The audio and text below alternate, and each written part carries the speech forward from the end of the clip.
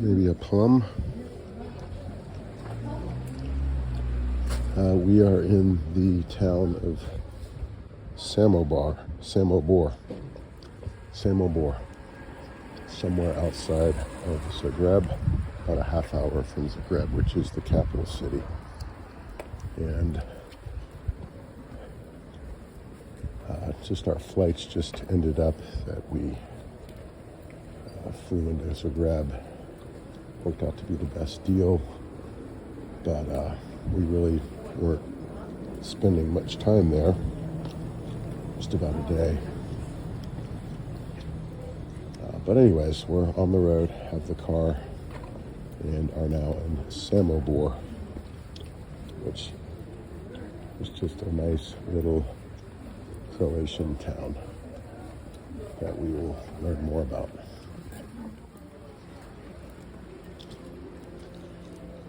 Gelato. Tammy. Oh, I'm not buying, but do you have coffee? Okay, thank you. Oh, no, I mean coffee flavor. No. No, okay, thank you. Tammy loves gelato. Oh, but they have iced coffee.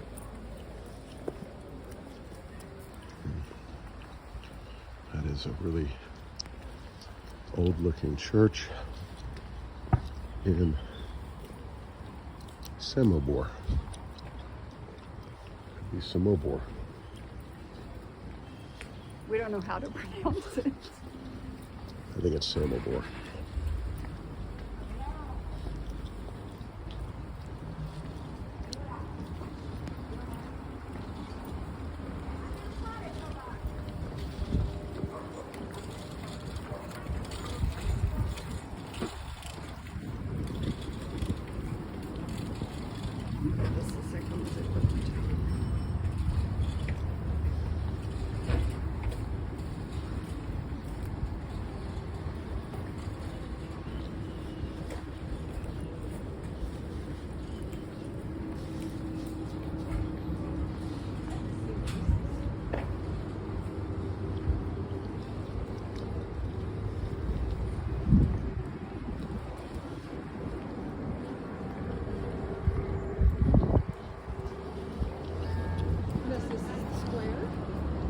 Yep, some sort of village square, walking district. Think we can go in the church? I don't know. Let's go see.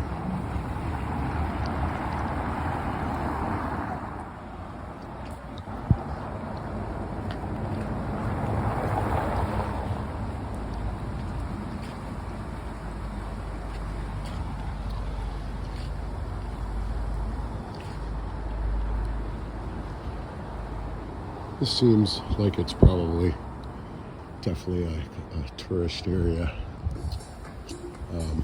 but it is pretty cool, pretty beautiful. Old buildings, old bridges, old river walls, which I really like. I like the oldness, things that have been here for maybe 1,000 years, maybe more than that.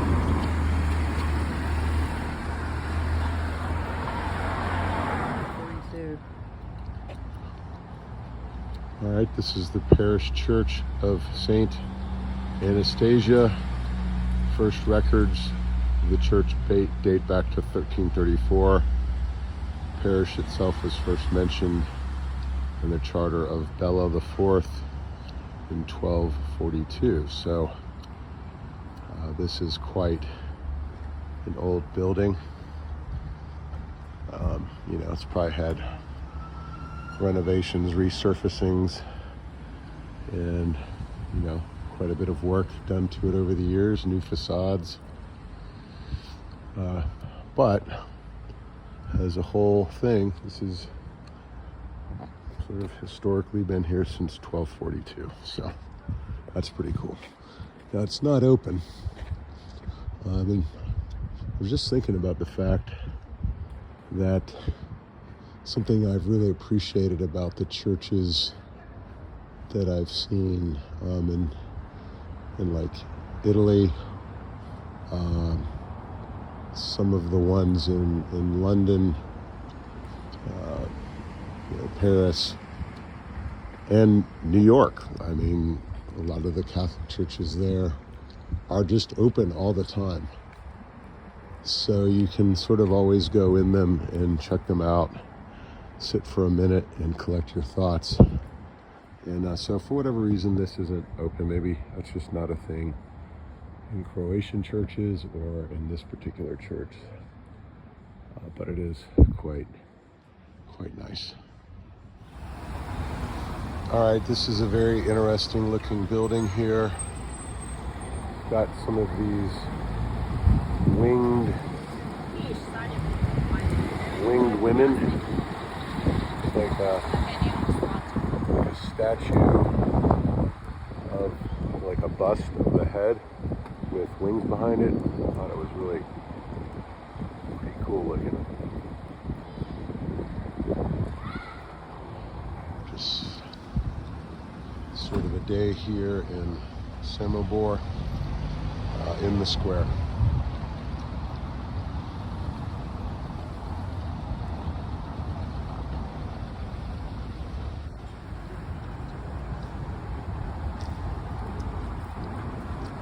It's actually across here. You're gonna see that covered bridge.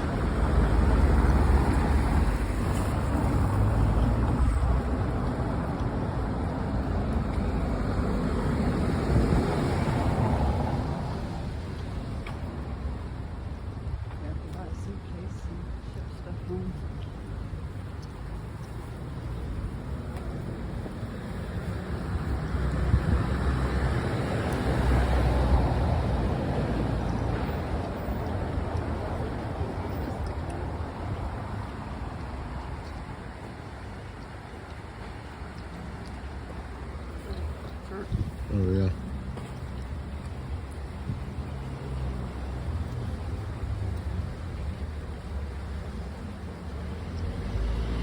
Very nice, very beautiful. Not sure what these trees are. I don't think I've seen this type of tree in North America. Maybe I have, I don't know. But it's pretty unusual. Very nice. So I wanted to reiterate on an earlier theme, this notion of AI and hallucinations as we continue our tour of Samobor. Not sure if I fully captured what I had intended to. I sort of got lost, I think, in some of the details of encoding of words into numbers, etc. But main point was that I think the fundamental technique is very sound. This notion of a large language model, and that just means, well, it is large. It's from a statistical model, machine learning model standpoint, these models, these neural networks, the underlying neural networks, have far more cells in them, far more connections between those cells than really any neural networks that people have put together before. So they are large in that sense. The number of layers of neurons and the number of connections between all those neurons is very large, and it's modeling language. There's a mathematical representation of language contained within that large, complex set of neurons. That's pretty amazing. So one idea is that we talked about it a little bit before, is that we are taking words and concepts. Really, let's talk about concepts. we're going beyond words to concepts. So this concept of a river, and then the description of this concept, it's sort of a darkish brown, or like a brownish green gray almost. That has a mathematical representation and or a numerical representation. And actually, I think mathematical would be a better term, because it's not just a single number. It's a set of numbers that represent this concept of a river that is flowing, that is within some old walls in an older city. This has a very distinct, unique set of numbers, this vector, this list of numbers that represent it. Okay, so and the computer, the model, the neural network works with that list, that vector of numbers. It does not work with the term river. It works within that list of numbers. That's what it thinks this is right here, right? That's what its representation of this is. So it's those combinations of those vector representations which comprise the prompt, or the thing that the human is presenting to the model. You're presenting this sequence of these vectors, these lists of these concepts, really. And then those concepts, that series of concepts is fed into the model. Think of a set of neurons, a set of layers of neurons, many, many, many different layers, one layer feeding to the next layer, feeding to the next layer. I'm not sure of what the exact number of layers there are. We can get into this talk of different sizes of models, and when you look at the latest OpenAI model, or the latest Meta model, and it'll talk about how many billions of parameters those models have. Well, it says some X number of billion parameters. That's effectively the number of neurons in the model,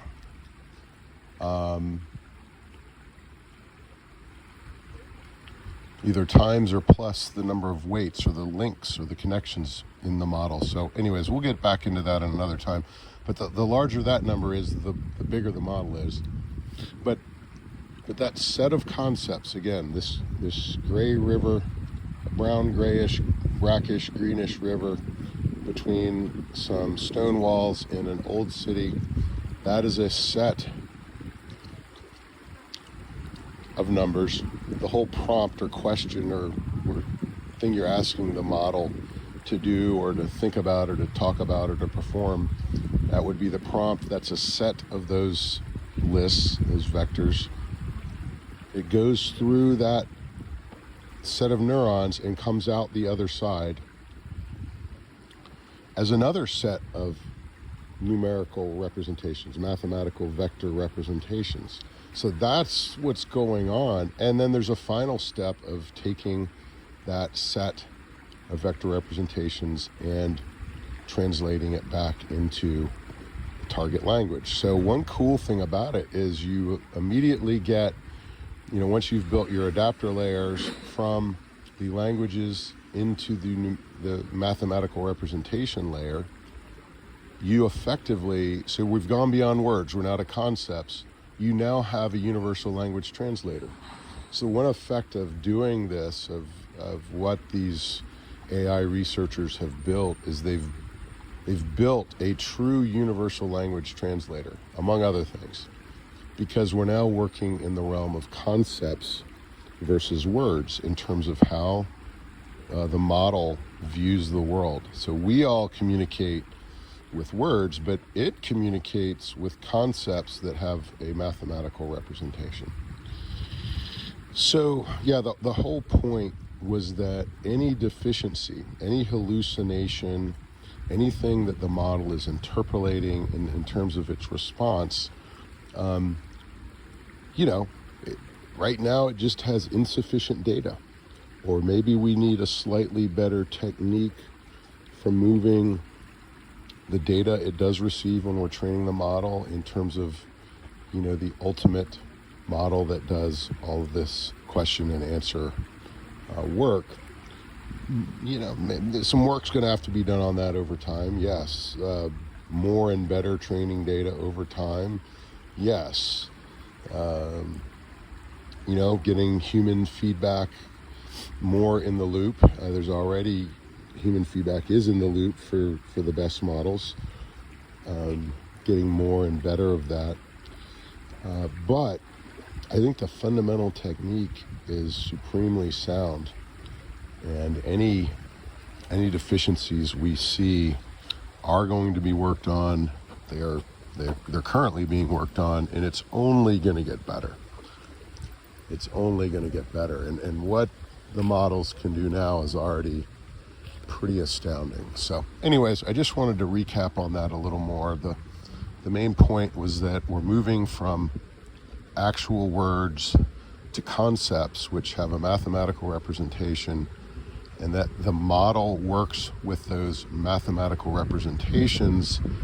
And then there's an adapter layer on each side of it for taking the input words and creating the concept representations, the mathematical representations that feed the model. And then on the output side, once it's created its set of concept mathematical representations as its response, those are then, converted into the target language. So yeah, it's a pretty interesting idea that the algorithms and the computers are working with just pure concepts. They communicate in concepts. So, all right, we're going to be in here in Samobor for another hour or so, and then we're going to continue down the road. We'll see you soon. Just wanted to give one little clarification before we head out from Samobor here. So model parameters, when I said, is it weights plus links, or neurons plus links, or is it neurons times links? It's definitely plus. It just wasn't at the top of my brain when I was talking about that concept. So